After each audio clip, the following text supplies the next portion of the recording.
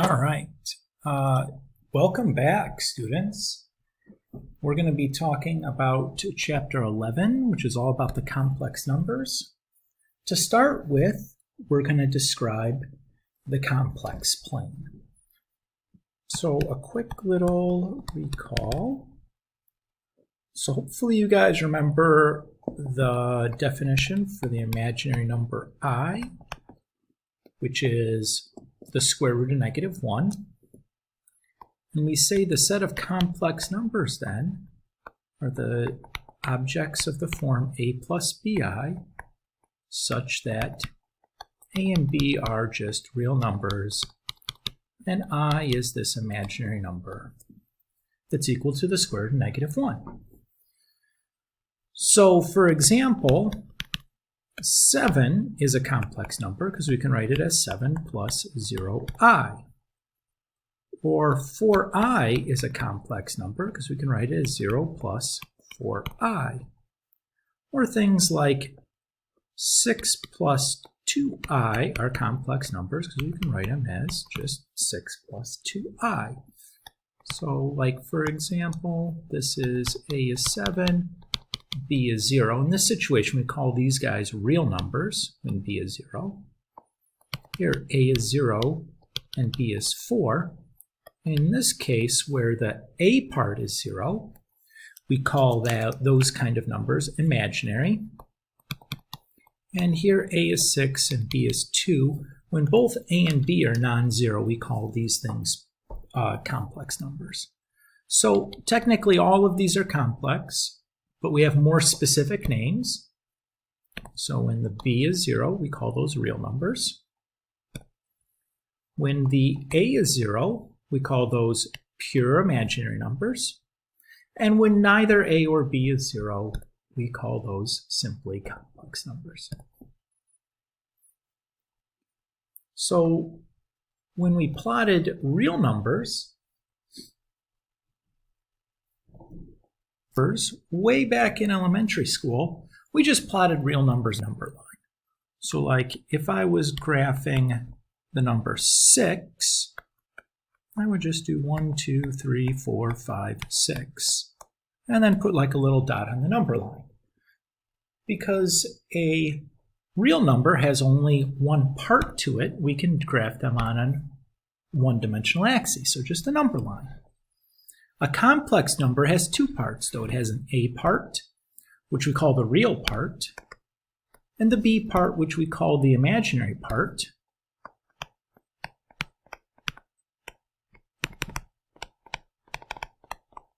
So to graph something that has two parts to it, we have to use a two-dimensional axis. So for a complex number, we need to use a two-dimensional axis. So we'll use a two-dimensional axis that looks a lot like the real or the xy axis or the Cartesian plane, but really we call this axis, instead of calling it the x-axis, we call it the real axis. And this axis, instead of calling it the y-axis, we call it the imaginary axis. So for example, if I wanted to graph the point 2 plus 3i, I would go 2 on the real axis and 3 on the imaginary axis, and I would graph the point. Let's use a color because I think we're going to do more than one here. And then we'll just connect it to the origin.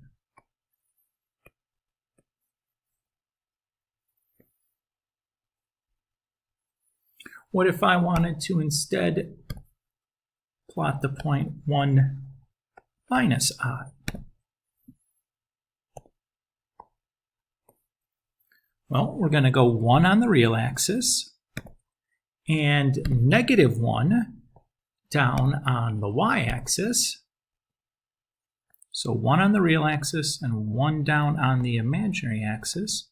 So there is 1 minus I. So it's just like plotting a point, or really we can think about it like plotting a vector. So two-dimensional vectors really described the same way, right? plotting the point 2 plus, or plotting the complex number 2 plus 3i is almost identical to the way you'd plot the vector in component form 2 comma 3. And this is a nice way of thinking about these complex numbers as two-dimensional vectors, because we can extend most of the ways that we computed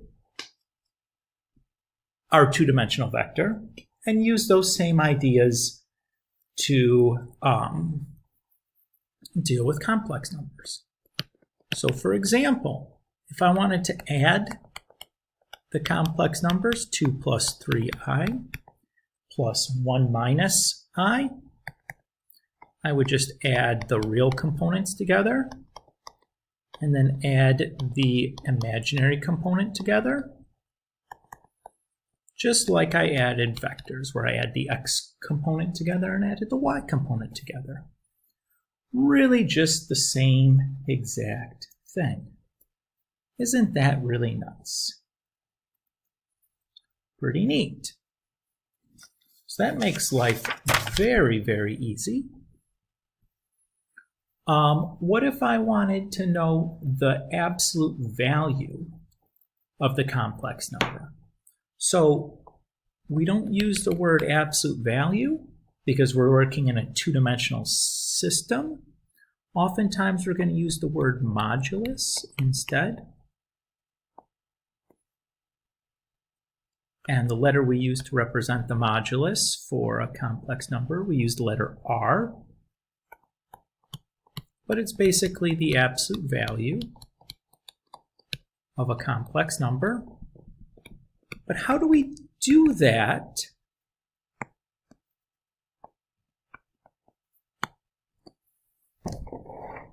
if we're not on a number line?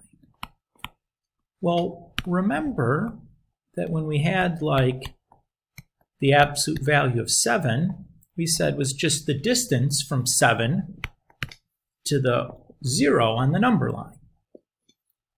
So if we have the complex number 1 plus 3i,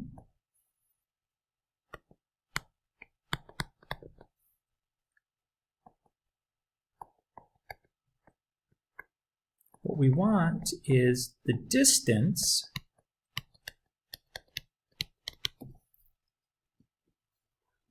from 1 plus 3i back to the origin on the complex plane. So what that means is for some complex number, z equals a plus bi, the absolute value or modulus of that complex number is the modulus of a plus bi, which is just the square root of a squared plus b squared. And we're going to say that that's the symbol we use to represent that is r. So, for example, if I take the modulus of that complex number 1 plus 3i, that's just going to be 1 squared plus 3 squared, giving me the square root of 10. That's what I would say the r, or modulus, is for that complex number. Does this remind you of anything?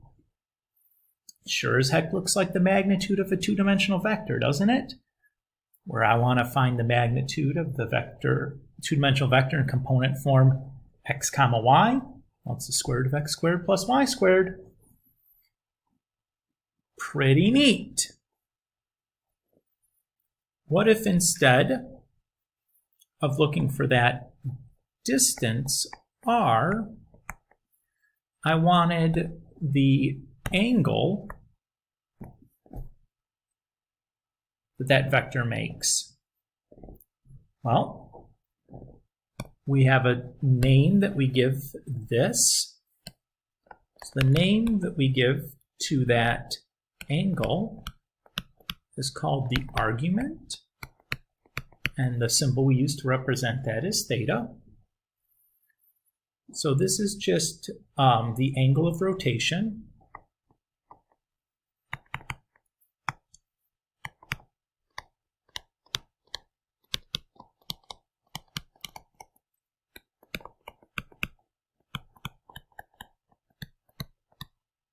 for the vector form. So how did we find that again? Well, we said that we said alpha is equal to the tan inverse of opposite over adjacent, or y over x. In our case, the y corresponds to the imaginary point, or the imaginary component, excuse me, and the x corresponds to the real part, or the a component.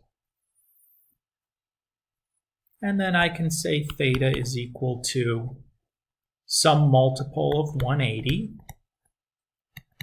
plus or minus theta, depending on what quadrant that terminal side of our angle is in. So what this allows us to do is write our complex number in what's called a trigonometric form.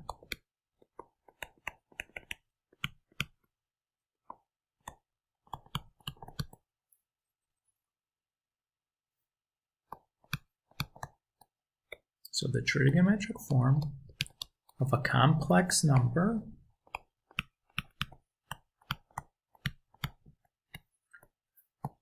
with modulus r and argument theta is z equals r times cosine theta plus sine theta. So just as an FYI, I've used z lots of times. Z is kind of the standard variable that we use to describe a complex number.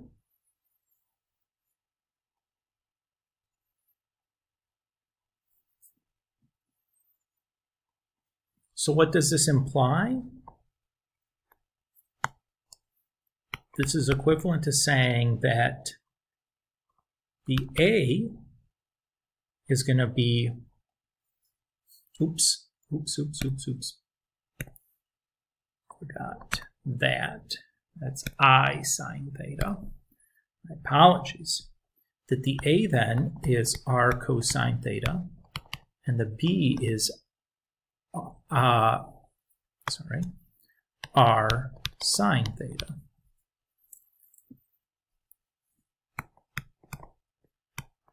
And when I say A and B, I mean the real and imaginary components for our complex numbers. So let's do an example of writing the trigonometric form.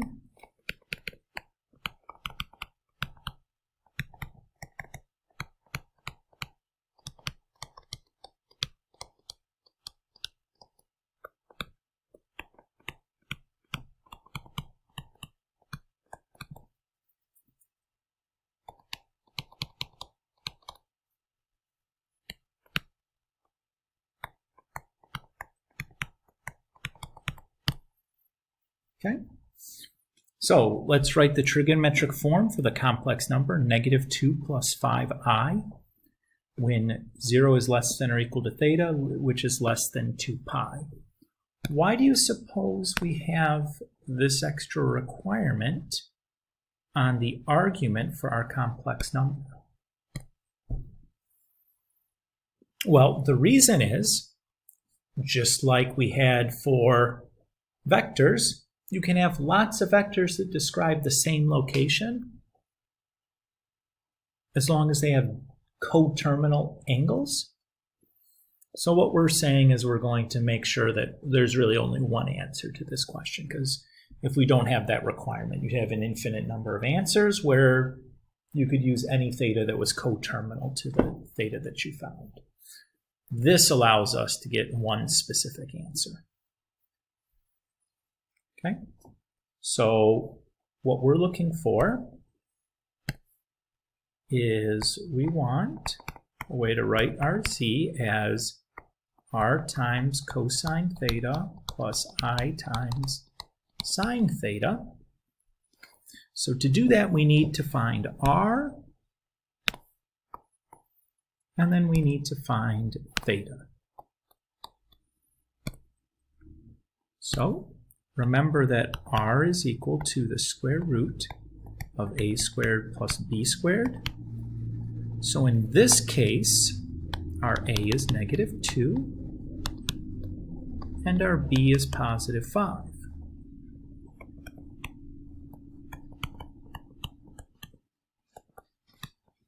So our r is just the square root of 29.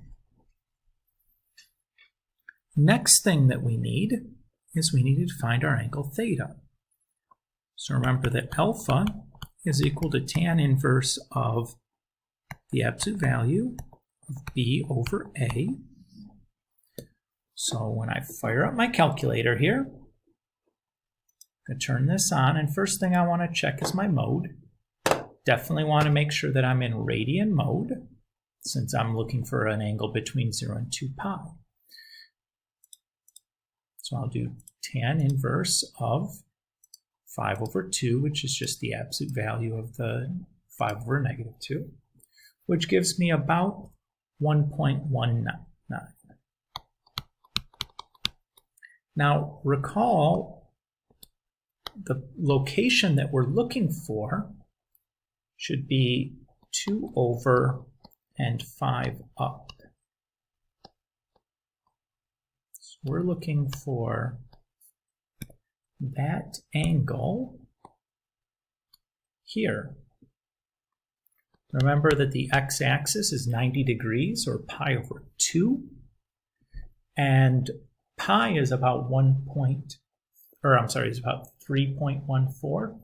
So pi over 2 is about like 1.57.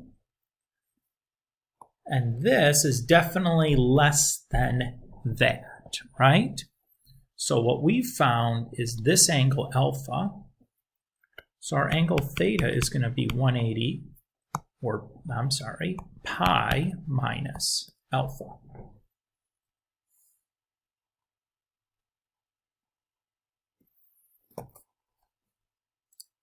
So if I do pi minus,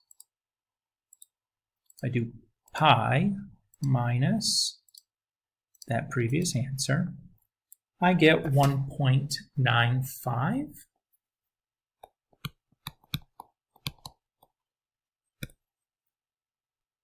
So my final answer then is z is equal to the square root of 29 times cosine of 1.95 plus I times sine 1.95.